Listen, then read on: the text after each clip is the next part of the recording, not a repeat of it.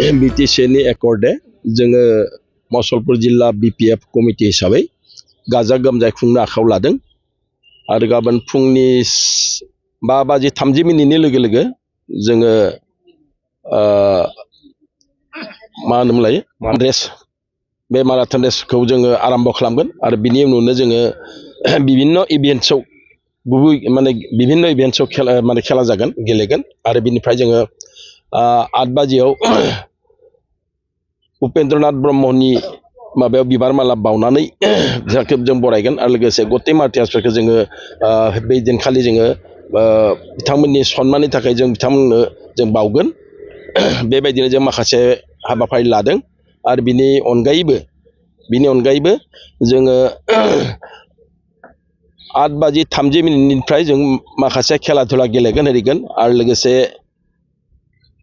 8:30 उनावनो जोङो 30 मिनिट मोनना फ्लेग हइस्ट खालामगोन बे जाबाय नेशनेल फ्लेग आरो बेखौ हइस्ट खालामगोन जोंनिया सोरमोन लायो बिजित गोरा नार्जारी बिथाङा जाहैबाय बिटिसिनि डेपुटि स्पिकार डेपुटि स्पिकार बिथाङा फ्लेगखौ हइस्ट खालामगोन आरो बेबायदिनो जोङो दसे उनावनो जोंहा मार्टियार हमेज खालामगोन जोंहा मानगोनां मनेस्वर ब्रह्म सार बिथाङा खालामगोन आरो बिदिनो जोङो गुबुन गुबुन माखासे बिबानफारि दङ आरो बे बिबानफारिखौ जों प्रमानै जों मावलांबाय थागोन बिदिनो आरो जोङो 11:30 बाजियाव 11:30 जोङो मा होनो मुकलि सभा जों बेवहाय जथुमगोन आरो बेवहाय जोंहा माखासे गेस्ट लिंहरनाय दङ आरो बिदिनो जोंना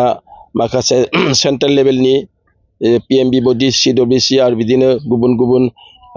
ग्रुपनिफ्राय जों माखासे लिंहरदों जेरै आसाम साहित्य सभानिफ्राय लिंहरदों बर' साहित्य सभानिफ्राय लिंहरदों आरो बिदिनो आसाम